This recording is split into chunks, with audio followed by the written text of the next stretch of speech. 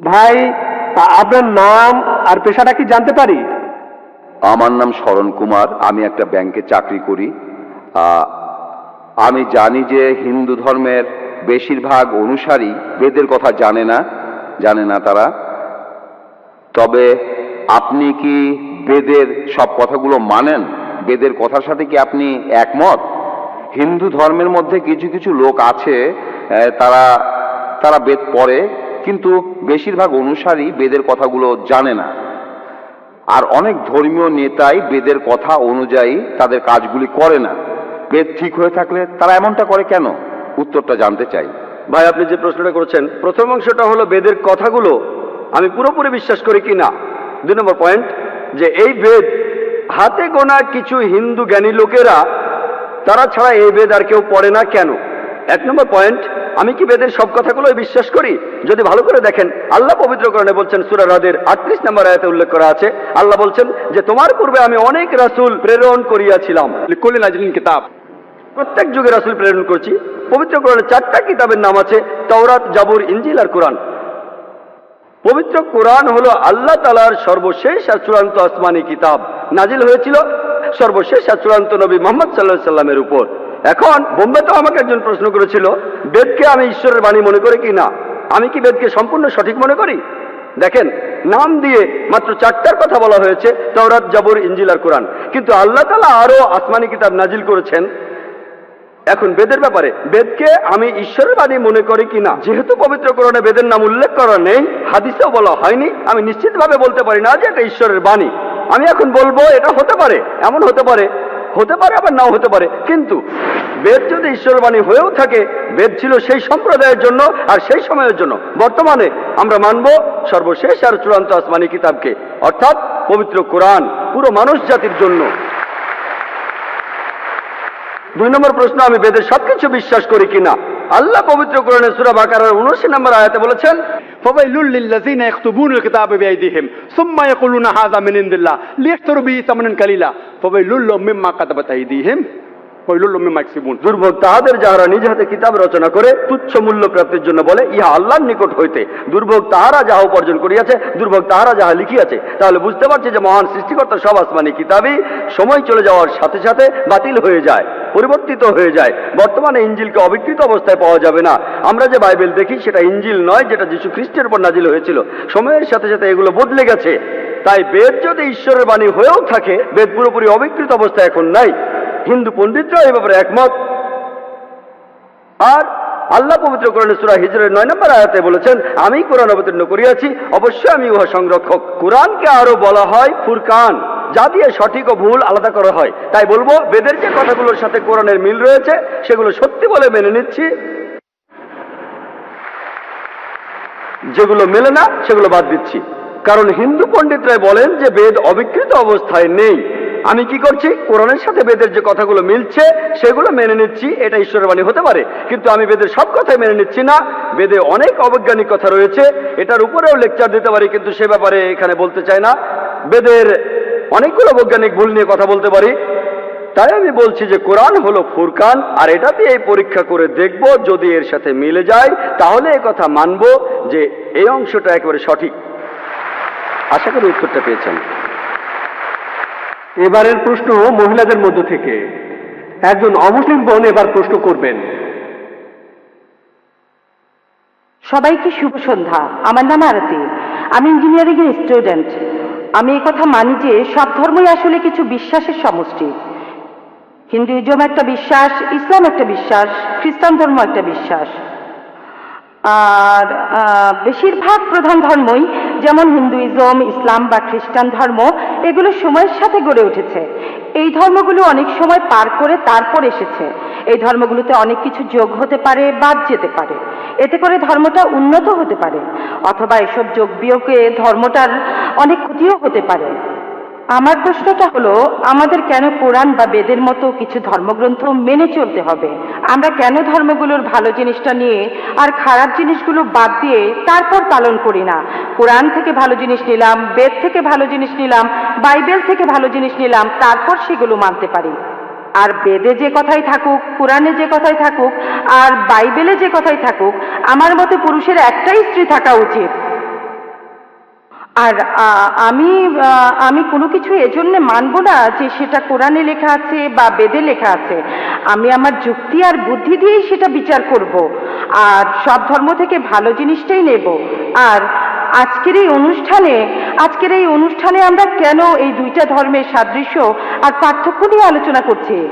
আমরা তো দুইটা ধর্ম থেকে ভালো জিনিসগুলো নিয়ে আমাদের নিজেদের মতো জীবনযাপন করতে পারি। খুব এটাই সুন্দর। আমার প্রশ্ন।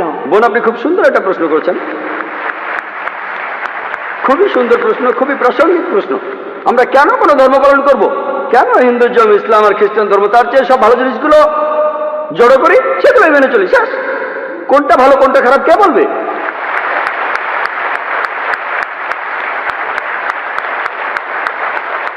যেমন ধরুন, আমেরিকাতে স্কার্ট পরা আর শর্টস পরা খুবই কমন। পশ্চিমাদের এটা ভদ্রতা, তাদের জন্য স্কার্ট আর শর্টস পরা ভদ্রতা।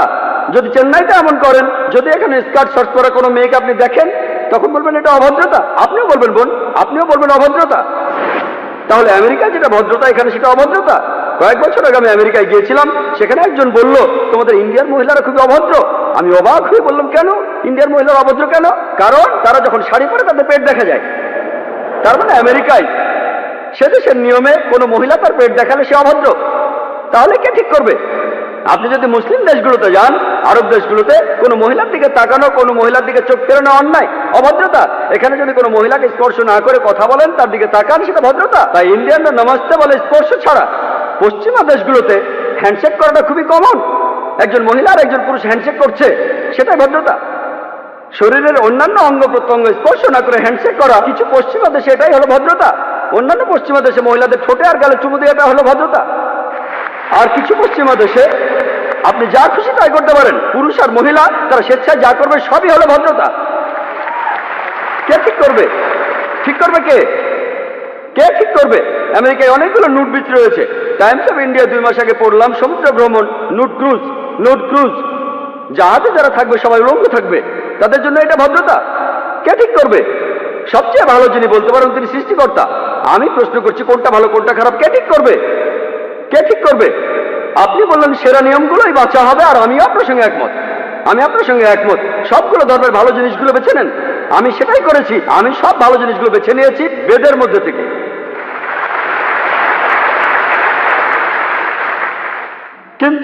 কিন্তু ভালো জিনিসটা আপনাদের জন্য ভালো নয়, এটাই সমস্যা।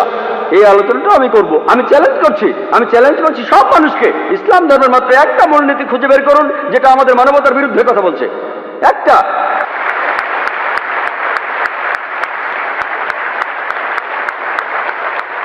আমি চ্যালেঞ্জ করছি, আমি অন্য মুসলমানকে এর মধ্যে টানছি না, আমি শুধু আমার মাথাটা গিলোটিনে রাখছি। আমি সবাইকে চ্যালেঞ্জ করছি, যে কেউ, হ্যাঁ, অনেক অমুসলিম আছেন যাদের কাছে মনে হবে কিছু আয়াত ভুল, যেমন ধরুন এই বোন পুরুষের একাধিক বিয়েতে একমত নন।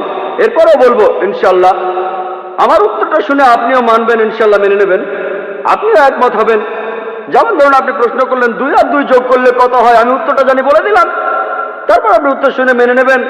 আমরা এখানে যেটা করব, যেসব ব্যাপারে আপনারা একমত নন, আপনার মাইকের সামনে এসে প্রশ্ন করবেন। আমি আসলে একজন ছাত্র হিসেবে যথাসাধ্য চেষ্টা করবো, আল্লাহ চাইলে উত্তরটা দিতে পারবো।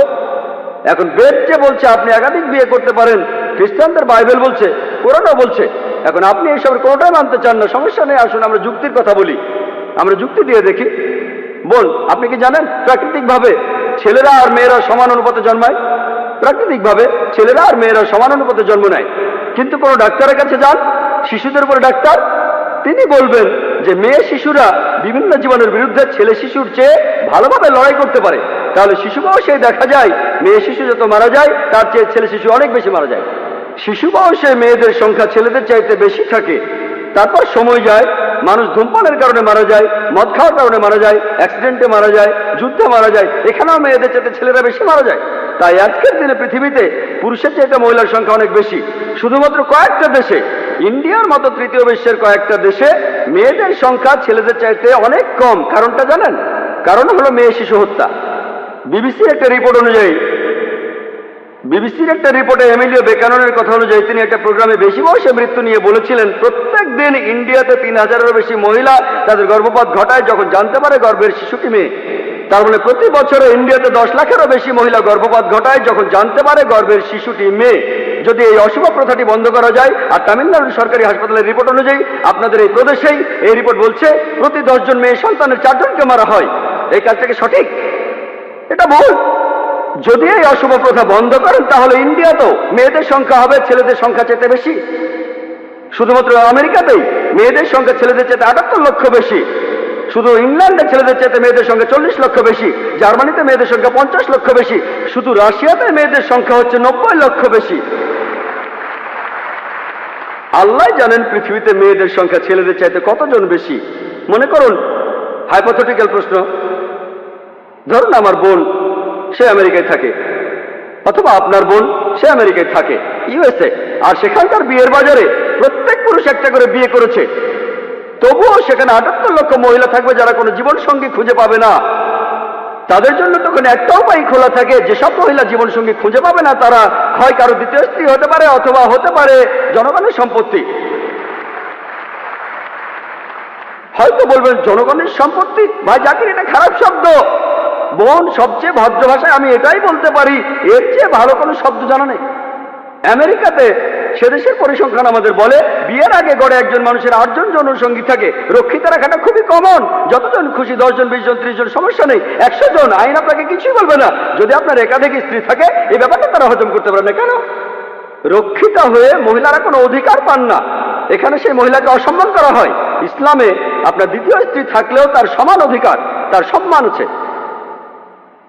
সবাই শ্রদ্ধা করে। তবে আমি আপনার সঙ্গে একমত, এ ব্যাপারে একমত যে কোনো মহিলাই স্বাভাবিক পরিস্থিতিতে তার স্বামীকে অন্য মহিলার সাথে ভাগাভাগি করতে চায় না। আমি একমত বোন, আমি আপনার সাথে একমত। কিন্তু ইসলামিক শরিয়ার মূল কথা হলো বড় ক্ষতি ঠেকানোর জন্য ছোট কোনো ক্ষতি হওয়া ভালো। বড় ক্ষতি ঠেকাতে হলে ছোট ক্ষতি হওয়া ভালো।